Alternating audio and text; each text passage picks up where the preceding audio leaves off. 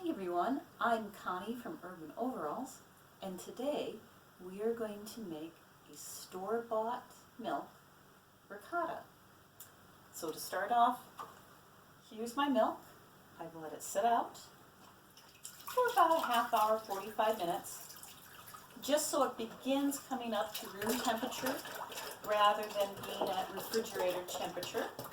And for the purpose of this recipe, I'm using 1 gallon of milk, and then the milk itself is non-homogenized and non-ultra pasteurized.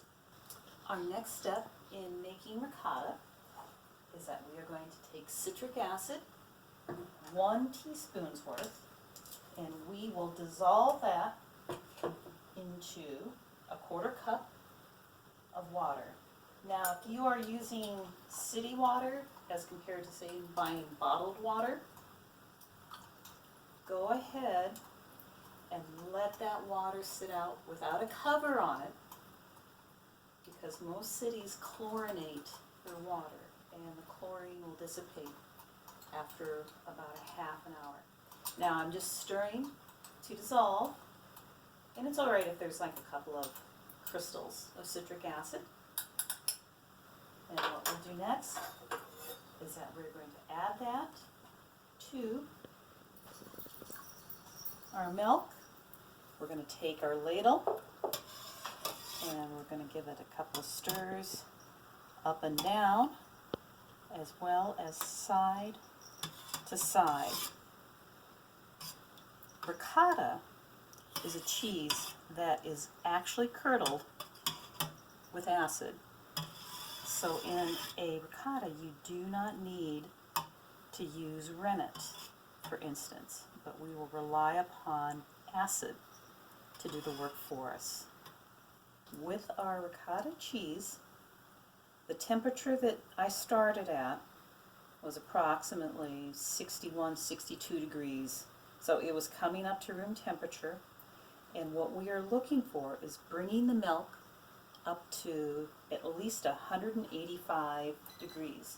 Ricotta is classified as a high temperature cheese, and so for our high temperature cheese, we're making sure that we're using a heavy bottom pot, which will help reduce the likelihood of scorching our ricotta as it comes up to temperature and the curd sets. After we added our citric acid and stirred it in, we are bringing our temperature up, but look at that.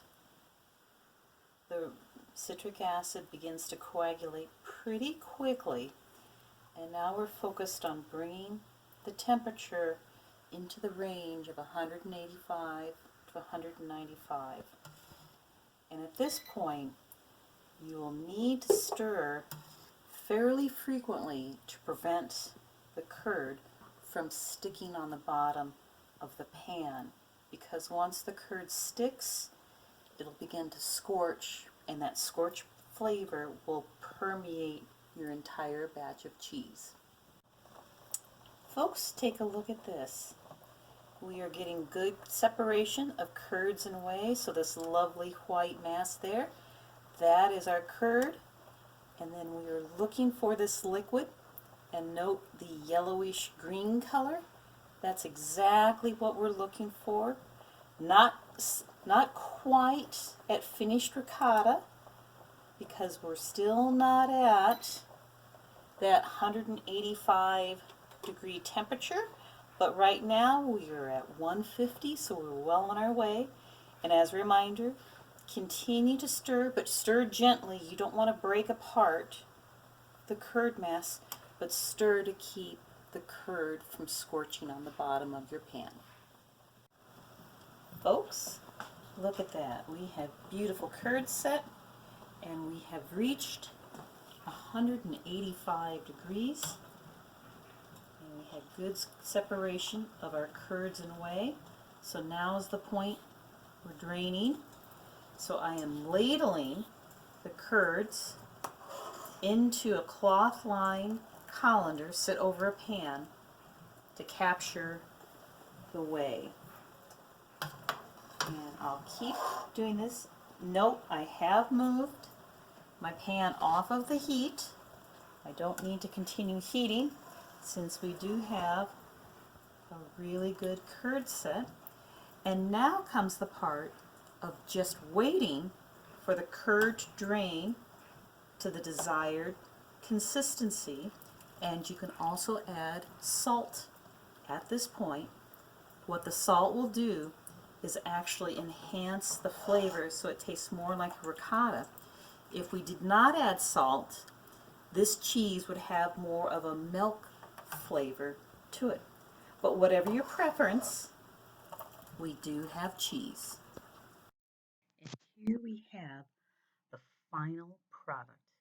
The ricotta was drained for 30 minutes, moved into this bowl. 1/2 teaspoon of salt was added, 3 tablespoons of heavy whipping cream, 1 tablespoon of fresh chopped chive, and 1 tablespoon of fresh chopped basil. And this, my friends, is fresh herbed ricotta.